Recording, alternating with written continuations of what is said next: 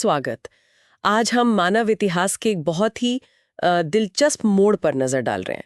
शुरुआती समाजों का उभरना, खासकर मेसोपोटामिया में। हाँ, और हमारे पास जो स्रोत हैं, मतलब कुछ ऐतिहासिक लेख हैं, कुछ खुदाई की चीजें हैं, वो बताते हैं कि कैसे इंसान ने अफ्रीका से शुरुआत की। बिल्कुल। तो आज हम इन्हीं स्रोतों से समझेंगे कि कैसे वो खाना बदोश जिंदगी, मतलब जहां लोग खाने की तलाश में घूमते रहते थे, उसे छोड़कर खेती शुरू हुई, गांव बसे, फिर शहर बने। और फिर लेखन कला जैसी बड़ी चीजें सामने आई। हमारा ध्यान मेसोपोटामिया पर रहेगा, जो आज का इराक है। वहीं दुनिया के कुछ पहले शहर बसे थे। ये तो सच में बहुत बड़ा बदलाव था। तो ये सफर शुरू कैसे हुआ? मतलब खेती की तरफ पहला कदम। देखिए, ये एकदम से नहीं हुआ। करीब 10,000 साल पहले की बात है ये। लोगों ने धीरे धीरे जैसे गेहूं है, जौ है, दालें हैं, इनको उगाना सीखा। अच्छा। और साथ ही जानवरों को पालतू बनाया। ये सब? भेड़ बकरी, मवेशी, सुअर। ये सब। तो इससे हुआ ये कि एक जगह टिककर रहना वो मुमकिन हो पाया। और एक जगह टिकने का मतलब है स्थायी घर। फिर तो मिट्टी के बर्तन भी बनने लगे होंगे। हाँ, बिल्कुल। अनाज रखने, खाना पकाने के लिए बर्तन बने और पत्थर के औजारों में भी सुधार हुआ। जैसे अनाज पीसने के लिए ओखली, मूसल आए, खेती के लिए कुल्हाड़ी बनी। और फिर धातुओं का इस्तेमाल शुरू हुआ। तांबा, टिन, इनको मिलाकर कांसा बनाना सीखा।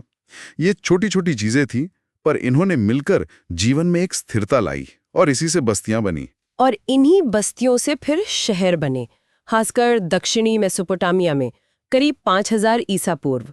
खुदाई तो यही बताती है। सही कहा। ये शहर कई वजहों से बने।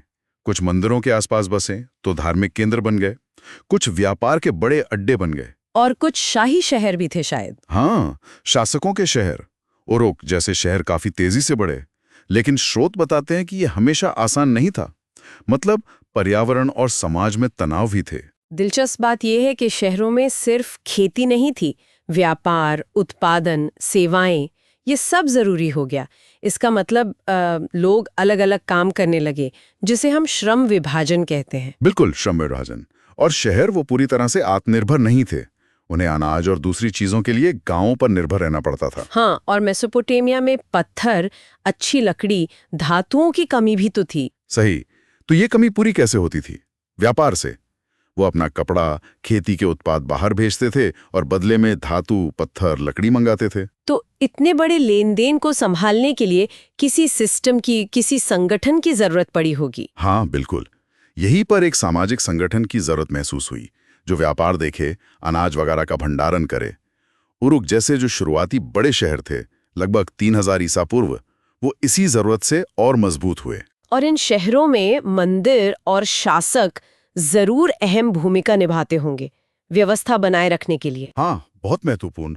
और उस समय के लेखों से ये भी पता चलता है कि मंदिरों या शासकों के लिए वो युद्ध बंदियों और स्थानीय लोगों से जबरन काम भी करवाया जाता था। इतनी सारी चीजें, लेन देन, काम, इन सब का हिसाब किताब रखना, क्या यहीं से लिखने की जरूरत महसूस हुई? एकदम सही पॉइंट है।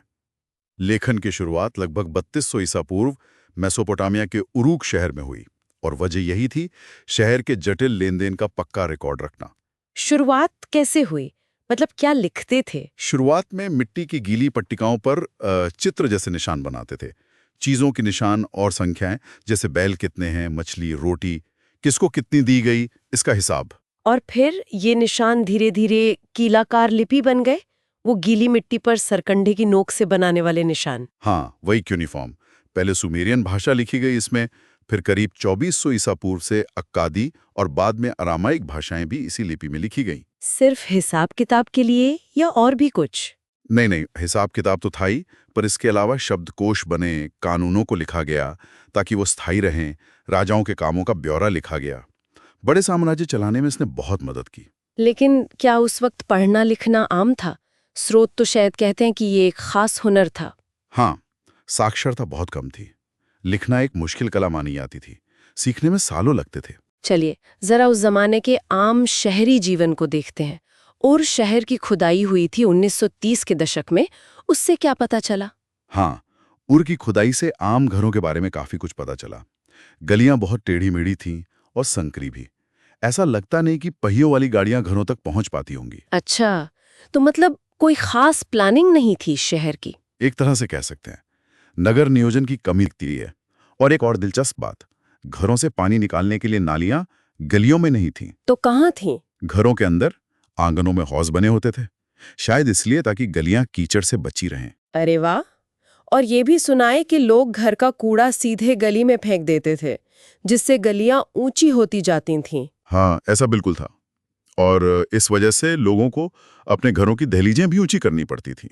घरों में रोशनी के लिए खिड़कियां कम होती थीं, ज्यादातर रोशनी दरवाजों से आती थी, जो आंगन में खुलते थे, शायद प्राइवेसी के लिए। गोपनीयता बनी रहती थी और अंधविश्वास भी जुड़े थे घरों से। हाँ, कुछ पट्टिकाओं पर मिला है, जैसे ऊंची दहलीज अच्छी किस्मत लाती है। कब्रिस्तान तो थे शहर में, पर कुछ लोग घरों के फर्श के नीचे भी दफनाए गए थे। ये तो उर की बात हुई, लेकिन मेसोपोटामिया में सारे शहर एक जैसे नहीं थे। मारी शहर का भी जिक्र आता है, जो व्यापार के लिए मशहूर था। जी, मारी शहर। ये 2000 ईसा पूर्व के बाद काफी अहम हुआ। फरात नदी के ऊपरी हिस्से में था ये। यहाँ खेती भी थी, पशुपालन भी था। लेकिन भेड़ बकरी चराने वाले जो गड़रिये थे, वो ज्यादा प्रभावशाली थे। और किसानों और गड़रियों में झगड़े भी होते थे। हाँ, दस्तावेजों में जिक्र है, कभी पानी को लेकर तो कभी जानवरों के फसल खराब करने पर। लेकिन मारी की असली पहचान तो व्यापार से थी।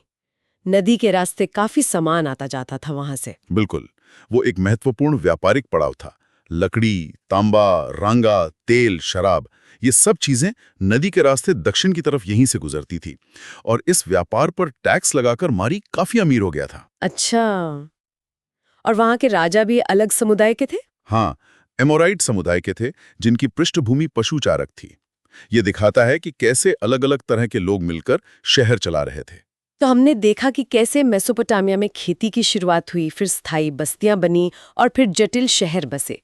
व्यापार, श्रम विभाजन, प्रशासन, इन जरूरतों ने लेखन जैसी क्रांतिकारी खोज को जन्म दिया। सही। और उर और मारी जैसे शहरों की खुदाई ने हमें उस प्राचीन जीवन की एक अनोखी झलक दी है। ये सभ्यता सिर्फ यहीं खत्म नहीं हुई, इसने गणित और समय की गणना, मतलब काल गणना जैसे क्षेत्रों में ऐसी विरासत छोड़ी जिसका असर आज भी है। बिल्कुल। पर यहाँ एक सवाल सोचने वाला है। हमने बात की कि साक्षरता बहुत कम थी, लिपि मुश्किल थी, तो फिर सवाल ये उठता है कि उस समय के आम लोगों तक जरूरी जानकारी, कानून या जो उनकी सांस्कृतिक कहानियां थीं, वो सिर्फ इन लिखी हुई पट्टिकाओं के अलावा और किन तरीकों से असरदार ढंग से पहुंचती होंगी और जिंदा रहती होंगी।